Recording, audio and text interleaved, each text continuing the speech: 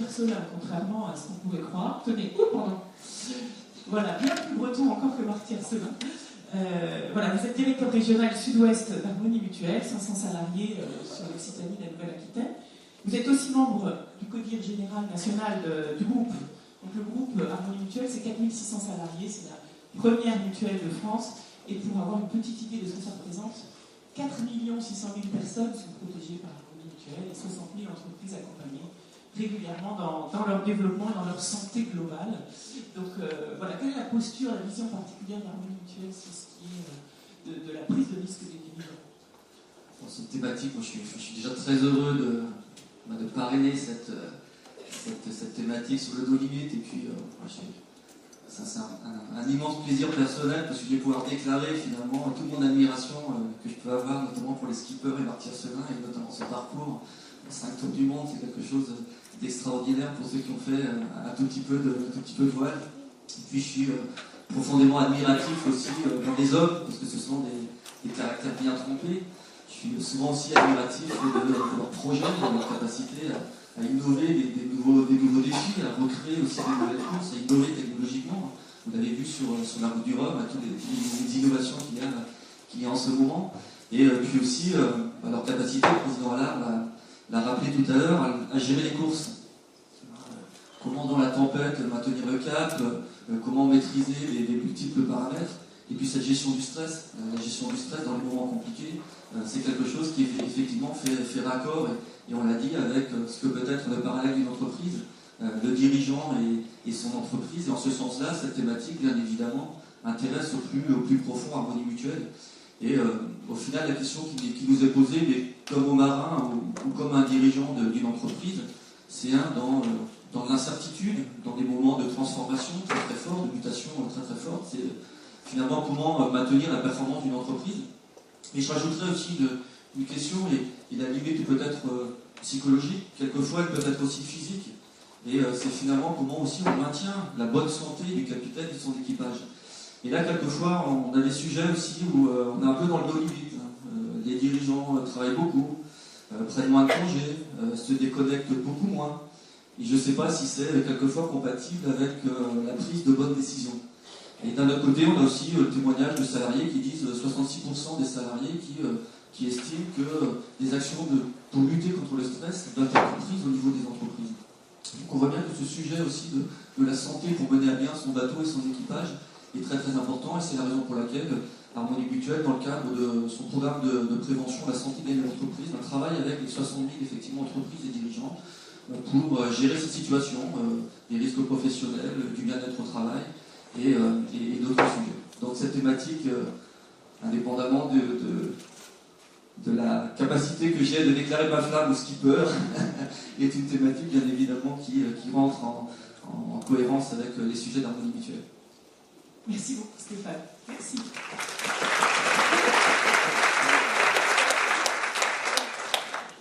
Bon, Martier-Selin arrive après 3 jours et demi de voyage ici Salomon, au large de l'Océanie, pour ceux qui ne savent pas où c'est.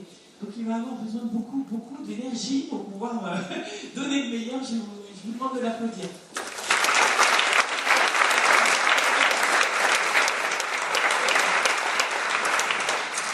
Merci. Et comme son palmarès, vous pourrez le trouver rapide et facilement sur Internet, et que c'est toujours comme ça qu'on le présente. Moi, j'ai eu la chance de passer une journée avec vous, Marc, à une petite vingtaine, et du coup, j'ai choisi de vous présenter un peu différemment. Alors, un autre type de palmarès que je viens d'apprendre déjà, vous êtes grand consul des vins de Bergerac. Et comme vous ne mettez jamais les deux pieds dans le même savon, vous êtes aussi chevalier des vins du Mâconnais. Voilà, c'est en Bourgogne pour ceux qui ne le savent pas. Vous êtes chevalier du beurre salé de la coquille Saint-Jacques. Vous avez été nommé grand sardinier à Cergy-le-Croix de Vie. Voilà, la liste est longue. Donc voyez je ne pouvais pas venir dans cet hôtel sans avoir une liste de diplômes. Oui, voilà, il fallait que vous nous disiez vos diplômes. Et puis, voilà, on a passé une journée ensemble. Et moi, je voilà ce que j'ai décidé de dire. Parce qu'en fait, Martier-Selin, ce matin, vous intervenez autant en tant que navigateur qu'en tant qu'entrepreneur. Et à mes yeux, vous êtes vraiment les deux. Voilà, alors je déclare ma flamme aussi, chacun ses yeux.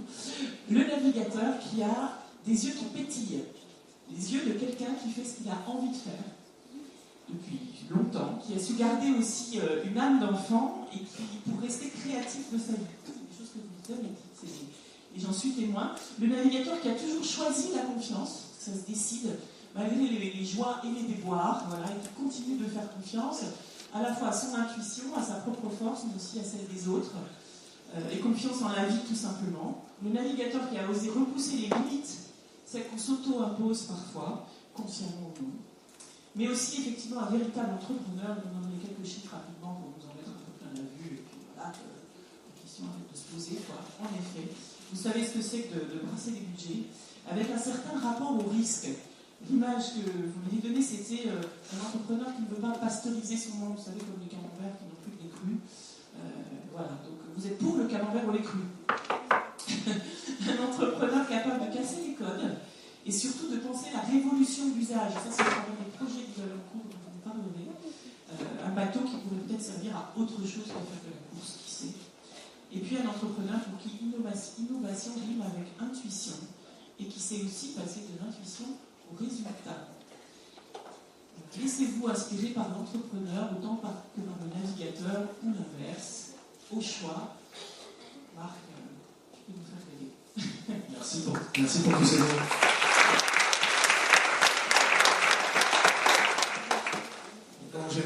Pour prolonger votre nuit, j'ai demandé qu'on fasse la nuit. Ça repose les yeux, ça comprend bien. Surtout moi, les miens sont totalement explosés. Voilà, il pétille d'habitude, mais là, c'est un peu plus... Bonjour, et je suis content d'être parmi vous. Et je vais essayer de vous transmettre un petit peu de ce que je suis. En fait, je commencerai par quelque chose qui me ferait... Alors, juste rapidement plutôt. Donc, j'ai fait 5 fois le tour du monde, 22 transats, je donne des chiffres comme ça me situe, et puis après, on va parler de l'essentiel. 22 transats, à peu près 300 compétitions professionnelles dans ma carrière, fin des années 70 à aujourd'hui, ou presque, et j'étais numéro 2 mondial en course au large. Et l'équivalent, ce qui donne l'équivalent de 700 000 kilomètres parcourus, donc l'équivalent de 18 fois le tour de la Terre. Ça, c'est la partie nouvelle. Donc, voilà. Alors quand on dit ça, on se dit, oui, bon, les bretons, les pieds dans la glaise ou dans un bateau dès son plus jeune âge, etc. etc. Ben non, pas du tout. C'est pour ça que vous êtes plus breton que moi. Bon, j'ai des origines un petit peu, mais bretonnes. Mais en fait, je voulais commencer mon propos par ce mot que j'ai entendu sans cesse et que j'entends encore aujourd'hui, impossible. Alors c'est vrai qu'on nous resserre régulièrement, impossible, c'est là pour être dépassé, mais dans ma carrière, dans mon parcours de vie, mon histoire, ça a été quelque chose qui a été très récurrent. Le mot impossible, ça en est même devenu presque drôle, parce que j'en ai pas fait, je dirais, je ne suis pas obnubilé par bousculer ce mot, mais il a été quand même très présent. Donc je suis né à Paris, donc c'est pas vraiment au bord de la mer, d'une famille, je dirais, plutôt modeste, donc pas à l'époque où j'ai commencé la voile, c'était plutôt un univers pour des gens qui avaient des moyens. Pas de sportif dans la famille, et pour rajouter, je ne le suis plus, mais j'étais un grand asthmatique, donc pas vraiment un hyper sportif. Et donc c'était pour illustrer mon propos sur le côté impossible. Au départ, devenir skipper de course au large, c'était pas vraiment dans les tuyaux, quoi. Et en plus, à l'époque, ce métier n'existait pas. Mais je vais y venir. Alors j'ai choisi aujourd'hui de vous raconter, je dirais, mon parcours, enfin une partie en tout cas de mon parcours, par 5, c'est pas 5 histoires, c'est 5 moments, 5 périodes, pour le concept de cette plénière sur le no limit. Alors pour moi, le no limit, c'est pas le pas de limite, déjà, pour être précis quand même. C'est plutôt de repousser ses limites, de dépasser ses limites, ou d'aller voir juste de l'autre côté de ses limites. Donc c'est pas le sans limite.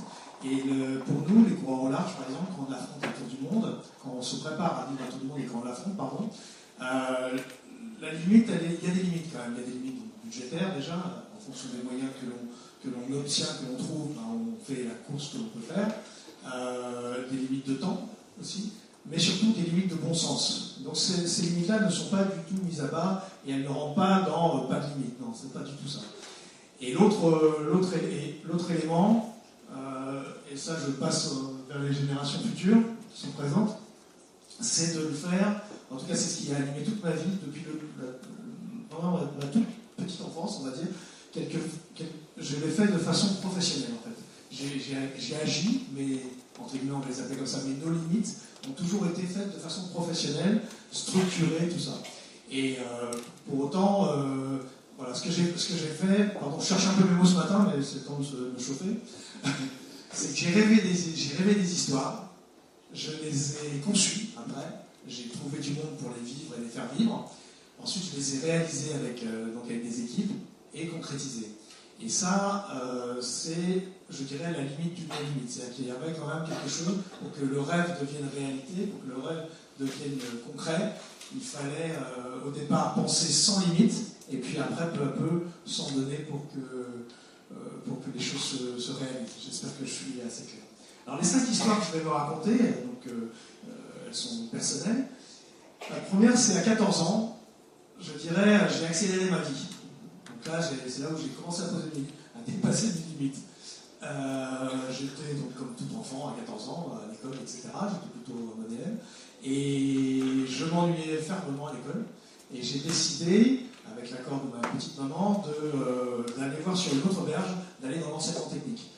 Et pour ça, j'ai préparé et passé, et réussi, le concours de l'école Boulle, avec 3 ans d'avance, puisque à l'époque, je voulais plutôt orienter ma carrière vers l'univers artistique, vers la fabrication. Je voulais devenir luthier à l'époque. Donc, rien à voir avec le métier que j'ai fait ensuite. Donc, première histoire, à 14 ans, je symbolise ça comme ça, j'accélère ma vie et je me dis, bon, je peux aller plus loin. Le rythme actuel, le rythme de l'école traditionnelle était trop lent et m'ennuyait un peu, beaucoup, passionnément. Voilà, donc ça c'est la première petite histoire. La deuxième petite histoire, c'est un petit peu après. Je fais Boulle, donc je ne sais pas si vous connaissez cette école. C'est une grande école du bois, une école qui est née il y a très très longtemps, puisque Boulle était l'ébéniste du roi Louis XV. Et j'ai fait là-bas donc ébénisterie, marqueterie et dessin, entre autres. Et c'est ce qu'on appelle des écoles d'excellence. Donc on est vraiment tiré vers le haut et c'est particulièrement exigeant. Et à 14 ans, 14, 15, 16 ans, enfin je l'ai fait jusqu'à 17, c'est très très exigeant. Mais la deuxième petite histoire, elle commence à 17 ans, parce que je me rends compte que dans un atelier en ville, ça ne sera pas mon futur. J'étais plutôt dans les bons élèves aussi, là, mais je me rends compte que non, je n'y arriverai pas. Et donc c'est la décision que l'on prend, dans son intime conviction, il y a 17 ans déjà, de se dire, non, ça va pas être bon, et ça peut vous arriver, vous pouvez être dans un cursus et vous dire tout d'un coup, non, c'est pas ça que je veux faire, c'est autre chose. Je ne sais pas combien de personnes dans cette pièce ont pensé comme ça à un moment, mais c'est forcément arrivé à un moment ou à un autre, même dans l'aspect professionnel et l'aspect privé de nos vies. Et donc là, à 17 ans, je fais ce qu'on appelle aujourd'hui une disruption. Moi, j'appelle ça depuis l'origine une rupture constructive. C'est-à-dire que je décide, sans avoir de visibilité par contre, d'orienter ma vie vers la mer. Puisque je faisais de la voile quand même, j'ai commencé à l'âge de 10 ans, et je me dis, je vais essayer de vivre de la mer, de vivre de l'océan. Ça paraît facile aujourd'hui, vu que l'écosystème du nautisme et de la voile est très très développé aujourd'hui en 2018. En 1977, je peux vous dire que ce n'était pas vraiment la même histoire. Il n'y avait pas de coureur professionnel. Et ce qui est assez intéressant avec le recul, c'est que j'ai fait partie, sans le savoir, d'une génération, avec Philippe Poupon, Titouan Lamazou, Jean Le Cam, Florence Artaud, Loïc Perron, on est les mêmes âges, a lancé cet écosystème qui est devenu le monde de la course large, dans lequel maintenant les coureurs professionnels qui ne font que ça se développent. Et c'est assez rigolo de se dire, on est chacun parti de notre côté, Perron, Philippe Poupon, Florence Artaud, etc. Et on s'est rejoint sur des créations de bateaux, des créations de courses pour certains ou certaines, et un univers qui a progressé avec nous. Si ça vous intéresse, je vous en parlerai plus en avant à un autre moment. Et donc la deuxième histoire, c'est celle-là, c'est cette forme de disruption, c'est-à-dire de ce qu'on appelle une disruption aujourd'hui, c'est de dire à un moment, on fait une sorte de rupture, on dit bon, c'était super ce que j'ai vécu, j'ai beaucoup appris, l'école est une école extraordinaire, mais c'est pas là que je veux mon avenir, donc je vais créer mon avenir. La troisième histoire, elle a lieu quelques années après, donc à 23 ans, quand baigné dans le monde de la voile à ce moment-là, ayant passé les diplômes à pas forcer, je dirais, je me dis, je vais là aussi, alors pas disrupter, mais je vais faire évoluer le modèle, je vais aller dans une banque, demander un prêt, sans aucune caution, d'ailleurs je le précise, c'était possible peut-être à l'époque, bien que, pour créer une école de voile. Et j'ai créé une école de voile de zéro, privée, ce qui n'existait pas à l'époque, ou très peu. On était plutôt dans un système plutôt public, encore aujourd'hui d'ailleurs, avec le ministère de la Jeunesse et des Sports et la Fédération française de voile. Et moi, j'ai créé une école privée, entièrement privée. J'étais emprunté au Crédit Mutuel, pour ne pas le citer. Et puis, j'ai travaillé. Et donc ça, c'est quelque part, j'ai repoussé mes limites, parce qu'aller à 23 ans, sans aucune caution, demander un prêt, et ensuite se battre pour que ce prêt se transforme en une réalité, une réussite entrepreneuriale, on va dire, et sportive aussi, eh bien, c'est une façon pour moi, je pense, de repousser un peu ces limites. La quatrième histoire, elle a lieu un peu plus tard. Elle a lieu à... Alors là, elle est plus triste. Elle a lieu à 10 ans après, donc à 30... non, pardon. Je mélange les trucs. Elle a lieu quelques années après, à 29 ans, peu de temps avant mes 30 ans, donc, où là, je suis victime d'un accident lors de la course de l'EDEC, au large de La Rochelle, où j'ai perdu la vie. Donc je suis devenu... Enfin, j'ai eu un très grave accident de bateau, avec mon bateau. Et je suis passé dans le coma, etc. Et le pronostic vital a été engagé. Et quand j'en suis sorti, à l'hôpital, le médecin, le professeur me dit, voilà, on est content, vous êtes en vie, c'est bien, vous êtes un gros résistant parce que vous étiez vraiment, vous étiez parti loin. Mais par contre, vous ne remonterez plus jamais sur un bateau. Nous étions en 1990. Depuis ce moment, j'ai fait ce que j'ai dit tout à l'heure au début de prise de parole, donc 5 tours du monde, entre autres, etc., etc. Et moi, quand je regarde ça avec le recul, je me dis, là, c'est vraiment sur le principe un peu de nos limites aussi, c'est-à-dire se relever, croire en soi et avancer. Et aussi faire que toutes les personnes qui sont autour de vous y croient aussi, parce qu'il y avait une prise de risque certaine. Quand je suis sorti de mon accident, j'ai dû réapprendre à marcher, j'ai dû réapprendre à descendre des escaliers, à faire du vélo. J'avais le vertige à nouveau, parce que j'ai perdu entièrement l'oreille gauche, etc., etc. Et donc il a fallu que, à 30 ans, enfin un peu avant 30 ans, de réapprendre à marcher, c'est déjà assez étrange. Et ça ne m'a pas empêché donc, de faire ce que j'ai dit précédemment. Donc ça, j'appellerais ça d'une certaine manière repousser ses limites. C'est la quatrième histoire. La cinquième, elle a lieu peu de temps après, et elle est en écho avec la quatrième, c'est-à-dire que j'avais un rêve, toujours d'ailleurs, mais il a un petit peu changé. J'avais un rêve, c'était de faire le tour du monde, de faire le tour du monde en course, et je ne savais pas encore sous quelle forme il se ferait. Et il se trouve que peu de temps avant mon accident mortel, Titouan Lamazo était arrivé dans le premier Vendée Globe, il était arrivé premier du premier Vendée Globe, et je me suis dit à ce moment-là, c'est cette course-là que je veux faire, parce qu'elle allie tout ce que j'aime. Je le répète rapidement, comme c'est important, le Vendée Globe, donc c'est né en 89-90, c'est faire le tour de la planète à la voile, sans escale et sans assistance. Déjà, dans le contenu de tout cela, tout est dit. Donc, le tour du monde à la voile, en tout cas tel qu'il est imaginé, c'est de descendre des océans, faire le tour de l'Antarctique et de remonter, c'est 50 000 km. Et c'est sans escale et sans assistance. Sinon, vous êtes disqualifié. Vous pouvez finir, mais vous êtes disqualifié, vous n'êtes pas au classement. Et ça allie pour moi une grande aventure, une compétition, la technologie, la voile, etc. Ça regroupait tout ce que j'aimais et tout ce que j'aime encore aujourd'hui.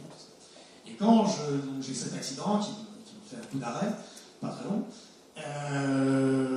cette cinquième petite histoire, ça va être celle de vouloir absolument m'aligner sur le Vendée Globe, alors que je faisais déjà des cours du Figaro, des Transat, etc.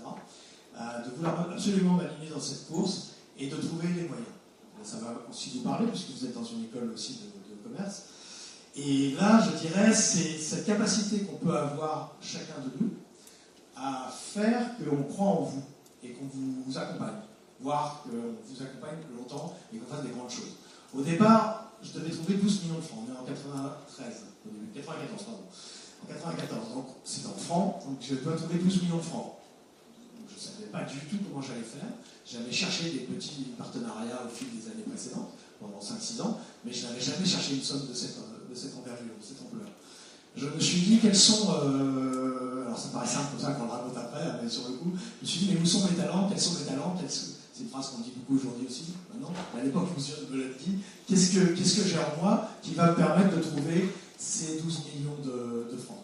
Eh bien, j'ai été puisé dans l'école Boulle, j'ai été puisé dans le dessin, dans la créativité. Je me suis dit, tiens, je vais inventer quelque chose à partir de mes dons personnels, qui ne sont pas seulement de naviguer d'atelier, qui ne sont pas seulement de faire des courses, qui ne sont pas seulement de créer des bateaux, ou d'enseigner surtout, parce que j'ai enseigné longtemps. Et donc ça va être de créer un jeu de société, qui s'appelle le jeu Captain Mark, qui s'est appelé le jeu Captain Mark, pardon, et de le vendre en grande quantité. J'avais des visions type Monopoly, type par carte. Et là, je reviens sur le mot que j'ai cité au début, impossible. Tout le monde m'a dit, les marques, c'est impossible. Tu ne pourras jamais lever 12 millions peut-être tu auras 10 000 francs, 100 000 francs, mais 12 millions de francs avec un jeu de société, c'est impossible. Tu n'as jamais créé de jeu de société, tu ne connais pas le nom de la distribution, etc. Je raconte l'histoire rapidement, parce que ça a duré presque 3 ans. J'ai levé 12 millions de francs, et j'ai fait le Vendée Globe à travers ce jeu Captain Mark, avec les partenaires qui s'y sont associés. Voilà. Ça s'est fait à partir d'un jeu. Donc, ça revient sur ce que je disais avec François. On passe par pas mal d'étapes, tout ça, mais je pense à ce moment-là repousser certaines limites qui étaient des limites plutôt budgétaires, monétaires, et qui n'étaient pas si simples que ça. Ça paraît simple, il y a des gens, ils ont une aisance pour trouver des moyens, d'autres moins, et je faisais partie plutôt de cette deuxième catégorie, et c'était pas ça. Après, ça c'était la course à terre. Sur ce 5e exemple, je vais continuer sur la partie maritime. C'était la course à terre, c'était de réunir ces 12 millions de francs, de réunir une équipe, de trouver un bateau que j'ai acheté pas loin d'ici d'ailleurs, à l'époque, à Arcachon. C'était quelques collègues d'Aquitaine de Disparlier. Donc c'était mon premier grand bateau, c'est un bateau d'occasion, avec lequel je vais donc faire le Vendée Globe. Et la deuxième partie de ce 5e exemple, c'est d'affronter un tour du monde. Là aussi, quand vous ne l'avez jamais fait, c'est quelque chose de... il y a le côté du rêve, ça c'est bon. Puis après, il y a le côté du pragmatisme et de ce qu'on va vivre. C'est donc d'imaginer à terre, puis ensuite ce qu'on va vivre en mer, en gros d'anticiper tout ce qui va se passer, ou en tout cas d'essayer d'anticiper tout ce qui va se passer. Et c'est là où c'est assez incroyable. Bon, il y a la chance aussi qui s'entraîne, hein, où moi je trouve le bateau au dernier moment, l'été du Vendée Globe, et je pars au mois de novembre, donc j'ai eu le bateau, j'ai eu que 10 jours pour naviguer dessus au mois de septembre, pour un départ le 3 novembre, pour préciser. Et j'ai fait deuxième de cette compétition derrière Christophe Auguet. Je suis plutôt un accrocheur. Mais ce qui était marrant, c'était d'imaginer tout ce qui pouvait se passer. Donc, je m'étais renseigné, j'avais lu tous les bouquins des précédents tours du monde, de ce qui leur était arrivé, combien de perceuses ils avaient emmené, combien de voiles ils avaient emmené, la partie nutrition, la partie médicale, tout. J'avais tout passé au scanner pour être le plus près possible de ce que je souhaitais, de là où étaient mes ambitions. C'est très important. C'est pour ça que je parlais du professionnalisme, d'être le plus professionnel possible. Oui, de repousser ses limites, oui, de les dépasser, d'aller juste de l'autre côté, mais d'essayer de structurer quand même sa façon d'être. Camille t'en a parlé tout à l'heure, c'est bien de faire que les choses se réalisent, elles soient vraiment réalisées. Et que ce ne soit pas juste des vœux pieux, des rêves et des ambitions qui font chier là-bas. Donc, je me suis beaucoup battu. J'ai fédéré autour de moi une équipe. Alors, c'était pas les débuts de la course au large, mais c'était pas loin des débuts. Aujourd'hui, ça a pas beaucoup changé. Et donc, j'ai affronté mes premiers océans du Sud, parce que l'Atlantique Nord, j'avais déjà fait quelques fois, mais le Grand Sud, je n'avais jamais fait. Donc, j'ai affronté, là, par le No Limit, là, on est vraiment dans le concept du No Limit, quelque part, ce qu'on appelle les portes de l'enfer. C'est-à-dire, on rentre dans certains marins les ont appelés comme ça, moi je n'appelle pas ça comme ça parce que j'aime bien, mais c'est les 40e rugissants, les 50e hurlants, les 60e, parce qu'à l'époque il n'y avait pas de weapon, donc on était libre dans le parcours. Et donc, au mon premier tour du monde, moi j'ai passé presque 3 semaines dans les 60e, c'est pas mal, maintenant on n'a plus le droit. Et là, vous découvrez, là, le concept, entre guillemets, romantique, aventurier du No Limit peut se faire jour. Et c'était extraordinaire, avec aussi les calmes plats, avec les tempêtes évidemment, avec les icebergs, avec les drames aussi, puisque ce Vendée Globe là c'est mon premier, donc c'est 96-97, c'est celui qui a vu la disparition de Jerry Roof, pour lequel j'ai été parti le chercher pendant presque 2 jours. Et donc ça a été une course très très forte, qui m'a révélé, on va dire, et qui était vraiment tant dans sa partie de construction à terre que dans sa partie de vie en mer, de compétition en mer, a été, on peut le dire, mis sous le label du No Limit. Voilà, donc ça c'est mes 5 histoires, et maintenant, il y en a une future. On va passer c'est un ensemble de vidéos, alors je précise juste, c'est pas mes bateaux, c'est des bateaux actuels qui courent ou qui sont arrêtés malheureusement pour l'instant. et qui sont les bateaux volants. Je vais vous expliquer. Donc moi j'ai réfléchi, j'ai pris un temps, après tout ça, après toutes ces années de compétition, tous ces projets menés, parce que j'ai mené 10 projets, dont 5 très grands. J'ai levé à peu près 21 millions d'euros dans ma carrière, sans avoir fait d'école ni de commerce, ni d'école tout court dans ce genre-là. Et ça a rapporté à peu près, puisqu'on est dans une école de business, ça a rapporté à peu près 80 millions d'euros. À peu près x4, mais de temps en temps c'était x10 dans le tour du monde. Donc je suis fier de ça. Je dirais que j'ai fait travailler un peu plus de 300 salariés dans toute ma carrière. Je parle des salariés directs. Et fait bosser pendant 17 ans, en tout cas, à peu près 1200 fournisseurs sur les 5 grands projets de tour du monde. Pour vous donner une petite idée, une petite notion, je dirais, entrepreneuriale. Et donc j'ai réfléchi à ce que pourrait être le futur. Et c'est ma 6e histoire, mais celle-là, elle est à écrire. Donc je l'ai posée pour l'instant, je l'ai travaillé beaucoup. Je l'ai confronté à ce qui se passe aujourd'hui. Je suis quelqu'un qui me passionne pour la prospective depuis très longtemps. Je croyais beaucoup dans l'impression 3D il y a plus de 20 ans, 25 ans de ça pour être précis. Les Fab Labs, les Tech Shops, tout ça, c'était quelque chose sur lequel j'étais vraiment passionné dès 93, pour vous donner une petite idée. Et donc là, donc cette 6e histoire, elle commence comme ça, en fait. C'est pour continuer mon histoire avec la mer, avec l'océan. J'ai décidé de me réinventer. Alors, certains de mes mots vont être un peu, entre guillemets, tarte à la crème, parce qu'on les utilise beaucoup aujourd'hui, on entend beaucoup trop. Mais en tout cas, c'est les mots qui collent le plus avec ce que je veux faire, ce que je souhaite faire. Et l'idée, c'est de faire un bateau qui vole, donc là, il y en a déjà, mais d'y inviter un plus grand nombre d'acteurs que juste des coureurs professionnels ou des équipiers professionnels ou des sponsors professionnels.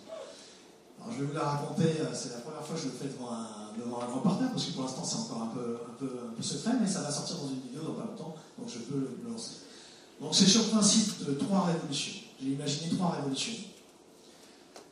Le principe du 3, vous allez voir, revient souvent, parce que c'est une façon mnémotechnique aussi de montrer les choses, et puis ça colle bien.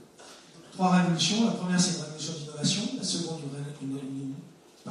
une révolution d'utilisation, d'usage, on en parlait tout à l'heure. Et la dernière, la 3e, c'est une révolution de financement. D'innovation, le principe, c'est donc les bateaux qu'on voit derrière nous, là, les trimarans Ulti, qui font 32 mètres de long sur 21 à 23 mètres de large. C'est un bateau qui vole. Donc là-dessus, moi je crois en ça depuis 27 ans, pour être précis, dans le vol marin. Donc ça me passionne. Donc c'est la dimension vol marin, la dimension en innovation intelligence artificielle embarquée sur la partie structure et matériaux, composantes du bateau, mais aussi sur la partie pilotage en altitude, pilotage à haute vitesse. Et la 3e innovation de cette révolution d'innovation, c'est ce qu'on pourrait résumer à marin augmenté. Attention, quand je dis ça, c'est le fait de faire porter à des humains, à nous, des professionnels, mais aussi à des gens qui sont passionnés par le bateau, mais dont ce n'est pas le métier, des exosquelettes, qui nous permettraient de repousser, de travailler sur la dimension traumatique de ces voiliers à haute vitesse, mais la dimension aussi effort et la dimension récupération. Cette dimension-là, la dimension entre guillemets marin augmenté, me passionne à titre personnel parce que je pense qu'on peut faire des liens très forts avec des entreprises, pas seulement des startups, des entreprises innovantes, à terre. Et je pense que là, le fait d'aller affronter tous les pires océans de la planète et tout, ça peut être un laboratoire à cœur ouvert énorme. Donc ça, c'est la première révolution, c'est la révolution de l'innovation. La révolution d'utilisation, c'est celle que j'ai déjà aussi commencé dans ma carrière, puisque j'ai souvent ouvert à d'autres publics. La révolution d'utilisation, d'usage, c'est faire naviguer des professionnels, mais ça va sans dire.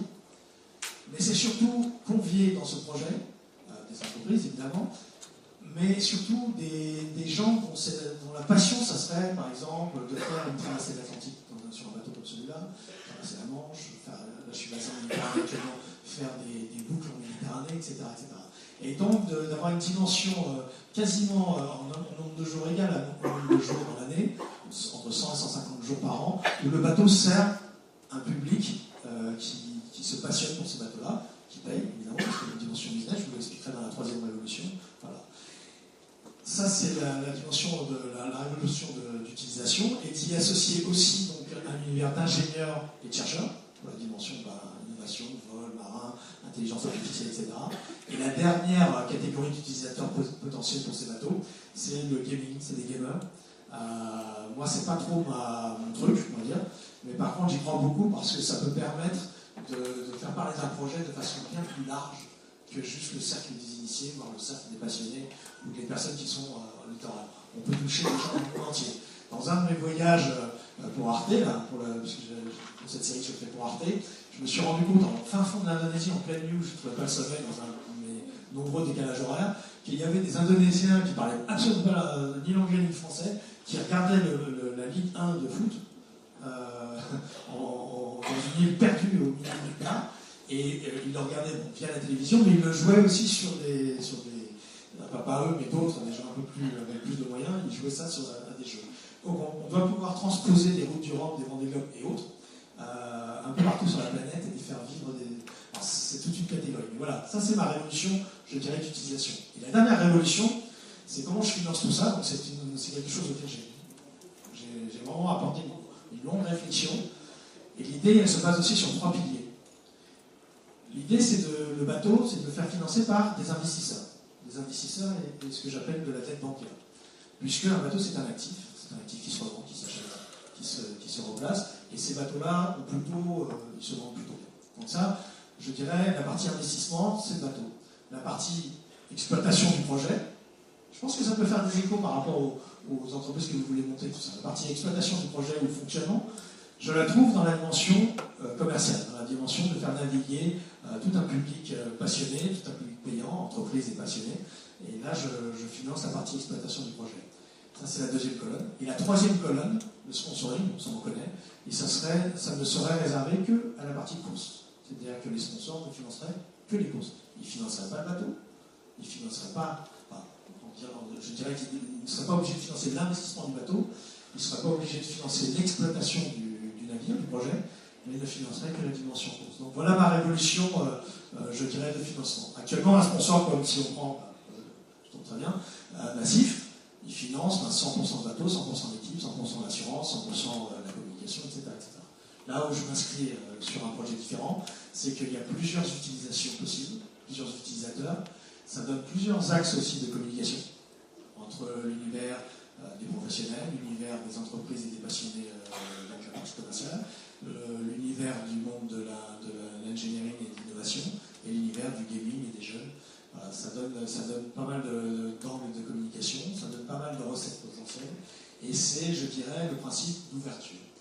Donc si je devais symboliser cette 6e marche dans mon histoire, c'est le principe de se rebelote, de se réinventer, j'en ai parlé tout à l'heure, et puis de continuer d'avancer. Et tout à l'heure, en réfléchissant, je me disais, c'est drôle parce que si ça voit le jour, et j'espère, et je me bats pour que ça voit le jour, ça arrivera à peu près 40 ans après la première disruption qui a eu lieu dans l'âge de 17 ans. Alors j'ai un poil plus que 57, j'ai 58 maintenant, mais c'est de se dire, voilà, 40 ans après, on peut encore, entre guillemets, disrupter, se réinventer et essayer un projet qui soit un projet d'ouverture. Je ne sais pas si ça a été très clair pour vous, mais voilà.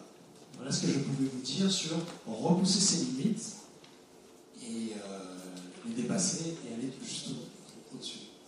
On va commencer.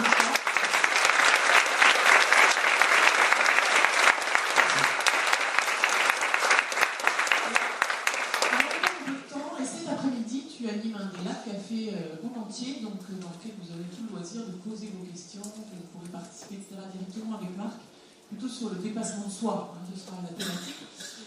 Mais moi qui ai eu la chance de t'entendre, est-ce que tu pourrais choisir dans ton parcours, ta carrière, parce qu'il y a une chose qu'on aime bien ici, c'est rentrer dans les coulisses.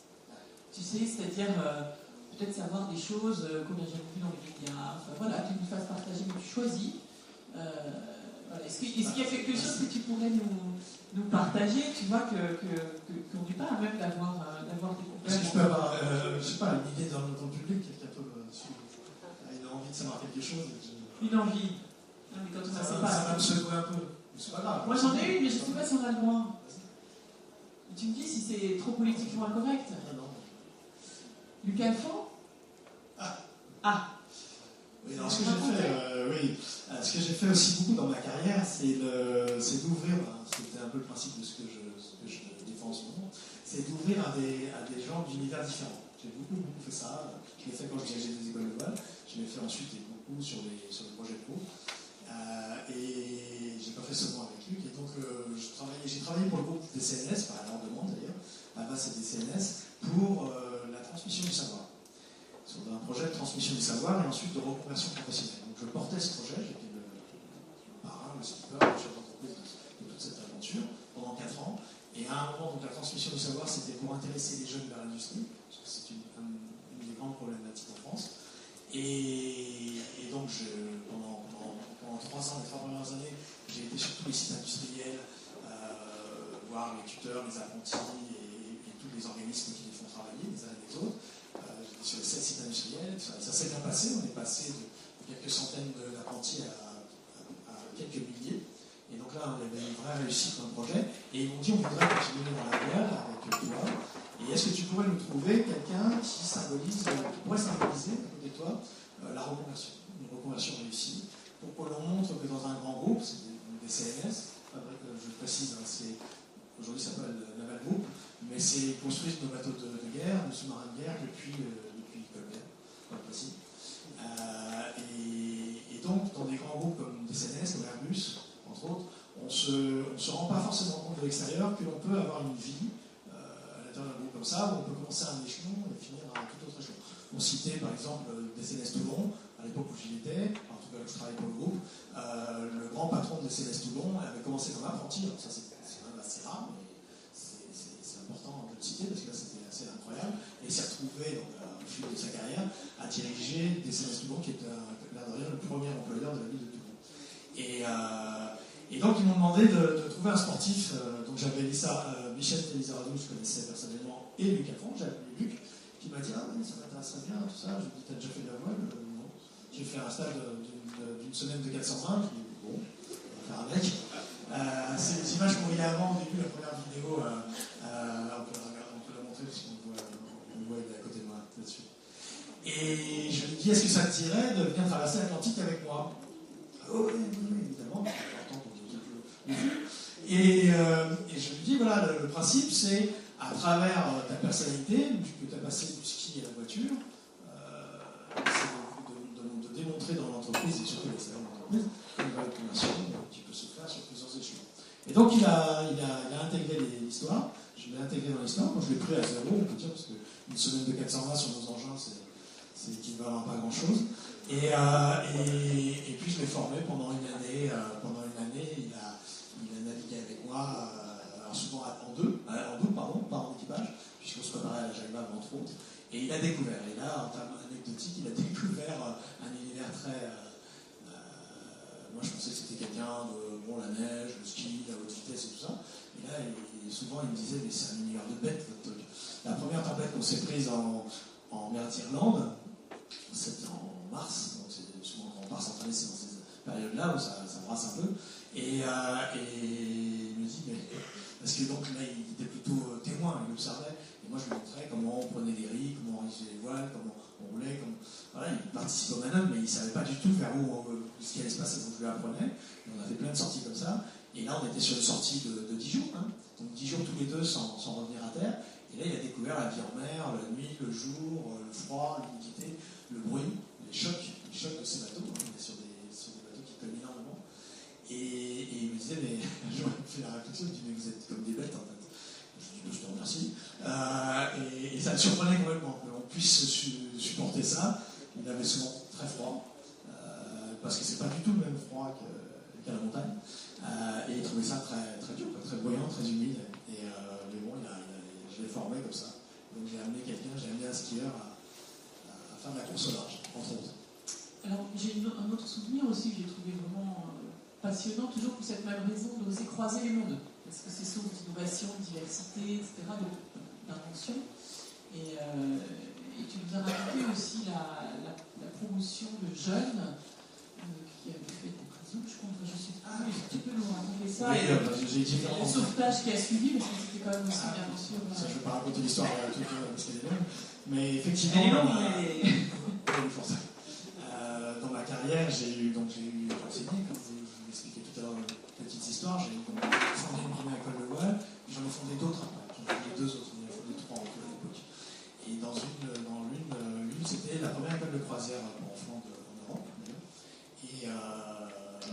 croisière pour enfants. Ouais, pour enfants. Donc j'ai emmené à peu près 400 enfants dès l'âge de 5 ans sur un grand bateau de course, dans les Anglo-Normandes, etc. Et là, j'avais prêté le bateau à la course de la Mini Transat en 650 comme bateau d'accompagnement. Moi, je la courais à la course. Donc là, on avait prêté, l'association qui dirigeait le bateau avait prêté le bateau, et donc, comme le bateau n'était pas ramené, je me suis chargé de le ramener. Et il se trouve que pour faire le retour, on m'a confié 3 jeunes de la PJJ, donc la protection. Protection judiciaire des jeunes. Et donc, qui étaient en préventive, qui étaient entre le marteau et l'enclume, on va dire. Et donc, avec l'indicateur. Et on a traversé l'Atlantique des Antilles vers la Bretagne, mais en faisant un détour, parce que je voulais passer par les Bermudes. Cette saison-là, c'était en hiver. Et il se trouve qu'on a eu un certain nombre de problèmes avec les jeunes, parce que autant sur l'eau, ils se tenaient à carreau, parce que c'était pas leur monde, et cela aussi c'était sport, mais à terre, c'était assez ingérable. Mais on y arrivait. Et puis, malheureusement, dans cette histoire, je fais très court, mais ça dure un peu, arrivé aux Bermudes, on a eu un souci, technique, donc on a fait l'escale, on a réparé, et en repartant, donc là, pour la grande traversée, donc les Bermudes, la Bretagne, il se trouve qu'il m'avait fait des dégâts à bord du bateau tout, donc je les ai consignés à bord, avec interdiction de sortir. J'ai dû faire un peu ça a été mon moment bounty, on va dire, la révolté du bounty, et ça paraît drôle comme ça, mais ça dépend de la réalité. Et on est parti au mois de mars dans des mers qui sont très très costauds, et ça n'a pas manqué, il y a eu une première tempête qui est arrivée, petite mais vraie, et on a perdu le gouvernail. Le hasard de la vie, une valeur a fait qu'on a perdu le gouvernail. Donc on s'est retrouvé avec un bateau non gouvernable, un gros bateau, avec ces 3 jeunes, et j'avais aussi mon second, un jeune que je formais, qui lui était barreau de justice, et puis l'éducateur. Enfin, j'avais tout une troupe qu'il a fallu en quelques heures sauver, et ça a été un truc assez incroyable. C'est la seule fois que j'ai vécu ça dans ma vie, j'espère que ça n'arrivera plus jamais, où il a fallu faire appel à des secours extérieurs. Et dans un premier temps, il y a un gros porte-container qui est venu nous aider, mais c'était un truc énormissime, à 80 000 tonnes, il nous a percuté à 2 reprises. Je raconte ça vraiment de façon très condensée, mais c'était plus en détail. On en avait parlé il y a quelques semaines. Et donc là, le bateau était vraiment abîmé, les jeunes étaient vraiment En fait, ceux qui étaient censés vous sauver vous ont percuté, c'est ça? Oui, parce qu'on n'était pas tirés, on n'était pas manœuvrants. Un bateau de 80 000 tonnes, il faut imaginer, c'est énorme. Et pour même un bateau de 15 mètres, c'était la tête de mon bateau, ça reste un grain, enfin, c'est tout petit. Et donc ils nous ont ratés une première fois. Une première fois, ils nous ont pas trop ratés. Le deuxième coup, ils nous ont vraiment ratés dans les travers. Ils ont vraiment percuté, ils nous ont fait démater, etc. Donc ça venait quand même costaud. Presque à la tombée de la nuit. Donc il fallait absolument sauver tout le monde. Et donc il y a un deuxième bateau qui était sur zone, puisqu'une énorme tempête s'approchait. Qui va être d'ailleurs l'une des plus grosses que j'ai jamais vues. On a eu des vents jusqu'à 220 km/h. Et là, le deuxième bateau, le deuxième cargo, c'était un minéralier, un peu tout, qui est plus petit, c'est juste 350 mètres de long. Et il va réussir à nous approcher, et on va essayer de transférer tout l'équipage avec de moult péripéties, mais ils vont finir par y arriver. Mais ça a été un événement très très marquant, parce qu'au moment où le premier bateau nous percute, on voit une étrave, ça fait 30 mètres de haut, qui vous arrive dessus. Vous n'avez aucun moyen ni d'aller en arrière ni d'aller en avant, vous ne pouvez que subir. Donc il a fallu s'accrocher à tout ce qu'on pouvait. Et après, à partir de ce moment-là, on est rentré vraiment dans un mode, ce qu'on appelle survie. Et les 3 jeunes en question, surtout un des trois, qui a voulu se balancer dans l'eau pour le rattraper, le renégat. Et en fait, il se disait, mais je vais mourir écrasé, je vais mourir explosé, ce qui était possible. Et donc c'était terrible de tenir tout ce petit monde comme ça. Après, il faut savoir que quand on a été repêché par le deuxième cargo italien, on a traversé vers les États-Unis, puisqu'on était vers les Bermudes, donc plus proche des États-Unis. Pendant une semaine, à bord, moi j'étais avec le commandant à la passerelle, et puis les jeunes, on les avait mis avec l'équipage. Comme c'était un équipage, c'était des jeunes, il y avait un jeune, c'était un Redskin, moi je ne connaissais pas tout ça à l'époque, moi j'ai compris. Un Redskin de la tribune du PSG, les autres étaient je sais pas quoi, donc ils n'arrêtaient pas en plus de se battre entre eux. Sympa l'ambiance. Et là, ils n'ont rien trouvé de mieux sur le bateau italien que de fraterniser avec l'équipage. Et puis comme ils étaient toujours dans la provoque, parce que c'était la tranche 7-18, et ils sont montés à un moment dans la passerelle, ils ont eu accès à la passerelle en haut, ils s'étaient rasé la tête, carrément. Et ils m'ont dit, ouais, c'est super, l'équipage, ils parlent de Mussolini, tout ça, c'est super. C'est super. Je n'invente rien.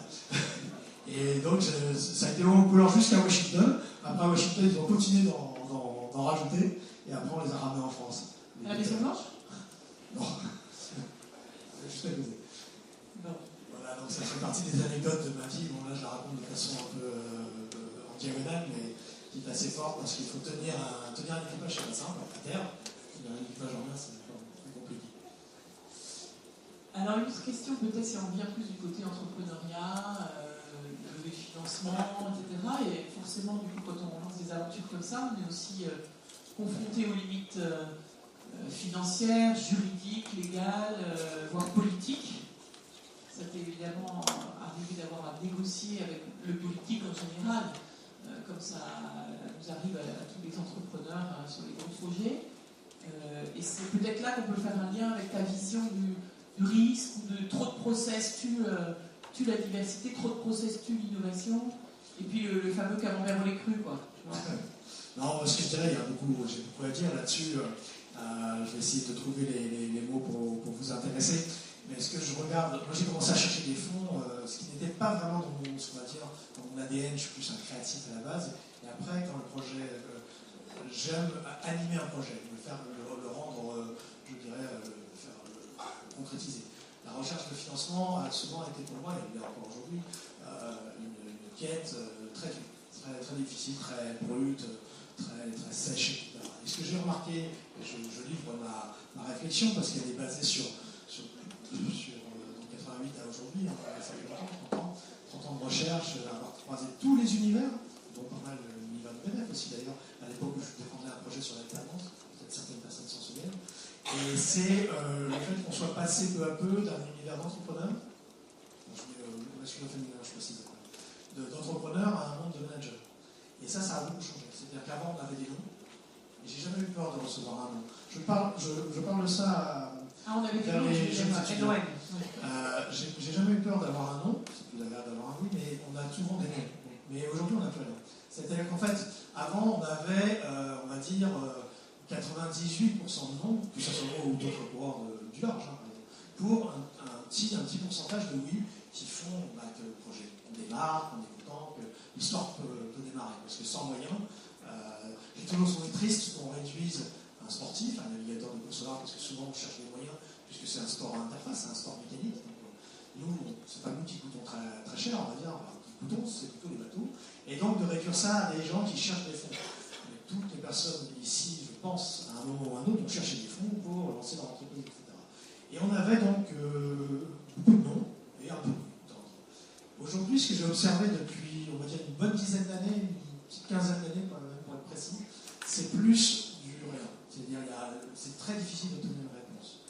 Je ne parle pas des réponses automatiques, ça fait partie du jeu, on va dire, du match, mais c'est l'absence de réponse. Et j'ai souvent pensé à la jeune génération, parce que ce que je n'ai pas dit dans mon propos tout à l'heure, c'est que sur les 300 salariés que j'ai eus, les 2 tiers de ma propre initiative, et j'en suis très fier et je continuerai pour les projets suivants, ont été des jeunes, on va dire, de moins de 27 ans, que je prenais à la sortie des écoles pour leur mettre le pied à l'étrier. Ça m'est toujours paru comme une évidence. Ça fait partie de ma façon d'avancer, de ma façon de croire dans ce que je fais, dans ce que je veux transmettre.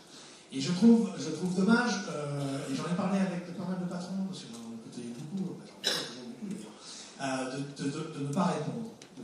Alors je sais qu'on est sous des centaines de mails, mais c'est vrai, l'absence de réponse a été quelque chose qui m'a marqué, et j'ai aussi, à travers l'absence de réponse, j'ai aussi observé l'absence de capacité ou de possibilité, puisque c'est très encadré aujourd'hui, c'est même pas de dire oui ou non, c'est de répondre, de dire non, je ne le fais pas pour telle et telle raison, d'avoir envie, d'être souvent dans le désir, mais souvent avoir cette incapacité à franchir le pas. Dans un sens ou dans l'autre, en disant voilà, j'en ai très très envie, mais ça sera non pour telle raison, si possible, des raisons objectives, c'est bien, parce que ça permet d'avancer, ça permet à la personne qu'on a en face de soi de se projeter. Et j'ai essayé, moi, dans les personnes que j'ai engagées dans mes projets, d'être toujours, je ne suis pas parfait, je suis précis, je suis très loin d'être parfait, d'avoir des façons de leur parler très, très cash, en disant, là, moi, je peux travailler pendant 4 ans, pas plus. Si jamais en cours de route, on a une évolution du projet, etc., on en discutera à ce moment-là. Mais d'être très clair. Et je reproche beaucoup, entre guillemets, à ce monde d'aujourd'hui d'être pas assez comme ça, d'être pas assez, on parlait de pasteuriser, d'être pas assez, le lien n'est pas trouvé là-dessus, mais moi je vois ce que je veux dire, d'être pas assez franc du collier là-dessus. On est passé plus d'un monde d'entrepreneurs à un monde de management. Et je suis dans une école de management, donc c'est délicat de dire ça, mais c'est déjà on a compris qu'il y avait quand même un incubateur qui venait d'être inauguré, etc. Après, l'entrepreneuriat est très à l'honneur tout autant que le management. Je me permets aussi de parler comme ça parce que ma première, avant de faire mon emprunt comme mutuelle, en 83, j'ai dirigé ma première école de voile, alors j'ai quitté Boulle à 17 ans, et à 3 ans après, je dirigeais ma première école de voile pour le compte de la jeunesse et de sport, et j'avais 6 salariés. Donc à 20 ans, je dirigeais une école de voile et j'avais 6 salariés. Et je dirais que de cette époque-là, de 80 jusqu'à aujourd'hui, je me suis toujours comporté et j'ai fonctionné en entrepreneur. Donc ça me permet de pouvoir, je ne fais absolument pas la leçon, mais de dire ce que je ressens, ce que j'ai croisé au fil de mon parcours. Et alors, pour moi, le lien avec le camembert pasteurisé, c'est vrai qu'on n'y est pas encore tout à fait, c'est les weapons, c'est l'exemple, par exemple, enfin, tu vois, sur les courses, alors, ils sont devenus tellement balisés pour verrouiller les risques, à force de vouloir du zéro risque, on ne fait plus rien, quoi. Voilà, c'était un peu ça sur quoi je voulais que tu t'exprimes, parce que le no limit que l'on déclare aujourd'hui, comme je voulais préciser, c'est pas le sans limite, il y a des limites.